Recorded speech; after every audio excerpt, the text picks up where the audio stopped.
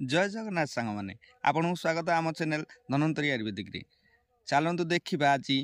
दशमूल आउ गोटे जिनस जहाँ को आम हिंदी में गोखरू बोली कहते आड़िया गोखर बोली कहते गोखर कंटा बोली कहते आपको हाथी चकुड़ा डरे कारण ये कंटा अति सहज भांगी न थाए हाथी गोड़े पशि जाए यही वनस्पति देखा दुर्लभ अटे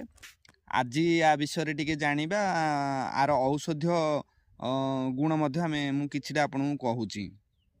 यही उद्भिदटी प्राय नदी पाख मन देखा जाए शीत टाइम रे ही पौष मास माघ पौष ये टाइम रे यही नुआगिरी बाहरी थाए छोटिया गछ होइए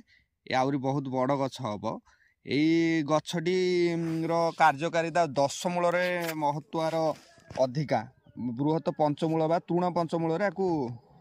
रखा जाए पांचमूल मध्य यही गोटे दशमूल 10टी जिनिस बृहत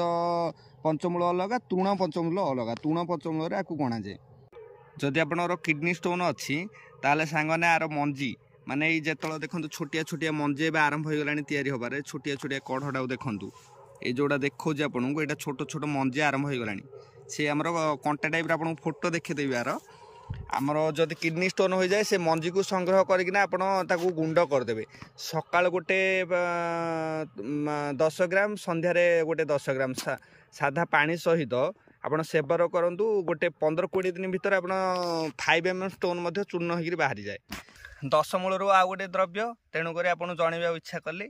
एपरी वीडियो देखा आम चैनल धनवंतरी आयुर्वेदिक को सब्सक्राइब लाइक और शेयर करूँ पाख बेल आइकन घंटी को दबातु जहाँफल आप नूतन वीडियो नोटिफिकेशन मिल जाए जय जगन्नाथ सांग माने।